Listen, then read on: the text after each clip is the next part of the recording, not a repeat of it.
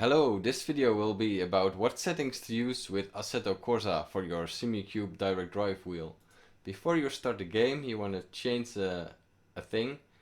You go to your Steam and you right click on Assetto Corsa, and then you go to Properties, then you go to the Local Files tab, and there you click Browse Local Files. There you go to System, Config, and you open the Assetto Corsa INI with Notepad. Then you look at force feedback experimental. Here you want to enable the gyro function. They say it's made especially for direct drive wheels.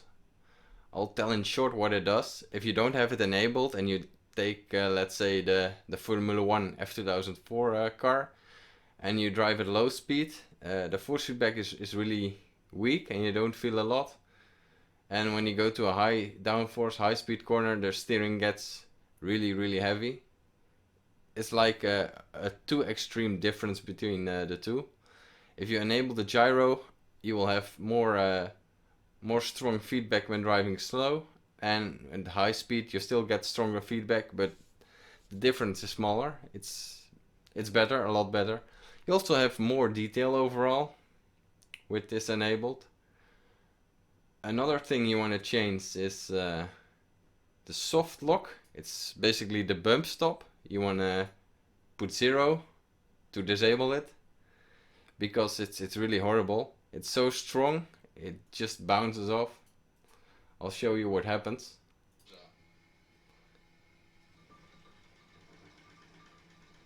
So if you drive a car with a short steering range and you go into turn 1 at Spa, you will get crazy bouncing.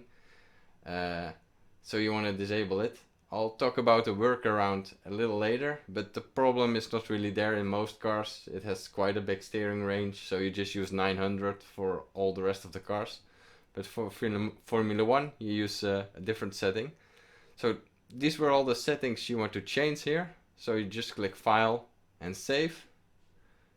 And then you start the game and we'll look at the other settings. Here you go to Options. You go to Controls. I use 900 degrees for almost all the cars, and if you put 900 degrees in your SimuCUBE too, and it will change the steering wheel degrees according to each car. So that's basically fine for all the cars. But I told about the Formula 1 car before. It has 360 degrees, so you should put it on 360 here.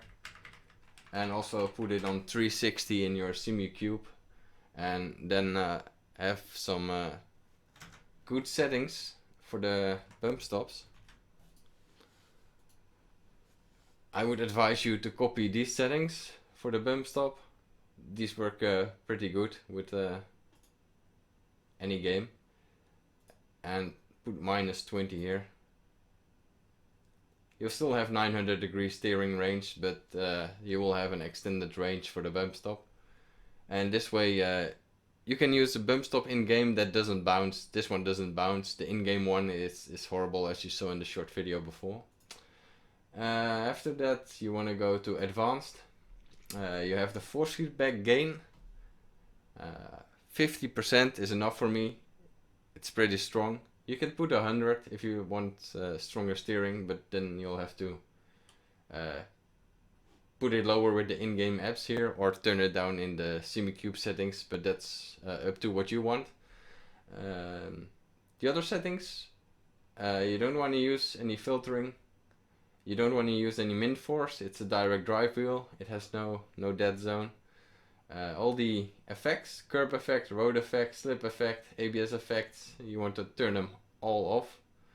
Also, you don't want any enhanced or enhanced understeer effects, so don't tick the boxes. Also, you don't want a half rate. If it's on already, probably not, turn it off. Okay, let's go over the rest of the SimuCUBE settings. One thing I personally don't care for, when you're standing still in Assetto Corsa, there's no feedback, and until you drive 3 km/h, then you get feedback. If you do want to have some stationary feedback, you can turn on the damping in the direct input effects. And yeah, if you want that, you can turn it on. Don't put it too high, because these effects ramp up pretty strong. The reconstruction filter, you want to use 3, 4 or 5. If you enable the gyro, it's less smooth than before. You get more detail, so you want to use more reconstruction filter, otherwise you can feel like gears or sand in the motor. To get smooth feedback, you need like 3 to 5. Torque bandwidth, since we have the Ioni firmware 1.701 or anything above 1.07, you can use torque bandwidth unlimited. It gives a lot smoother feedback and more detailed, so I recommend it with all the games now. Further, I don't use any damping, friction or inertia. I don't like that. It just makes the wheels slow and it makes it more difficult to feel the car. So I don't recommend to use that at all. A few more things. Yeah, let's do that. Let's demonstrate it.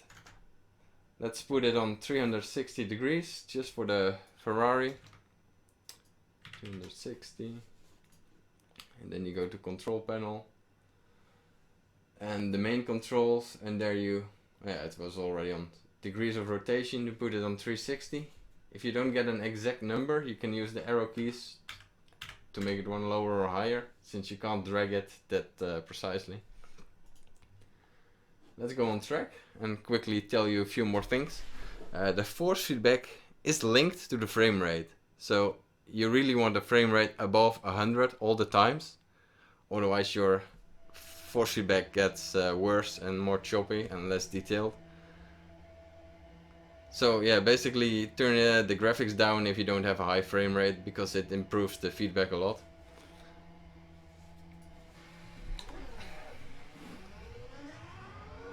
Of course you can't see what I'm doing now, but now I have the in-game bump stop disabled, and I use the one from the SimuCUBE, and if you turn 360 degrees or 180, you see it. Yeah, you can actually see it in game. It doesn't bounce, so you can use this bump stop for like the Formula 1 cars. The other cars don't really need it.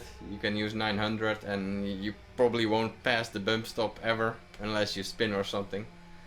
But otherwise you need to do it manually and set it to the degrees of that car. I think I've told you everything. I hope you enjoy the settings. Thank you for watching, guys, and bye bye.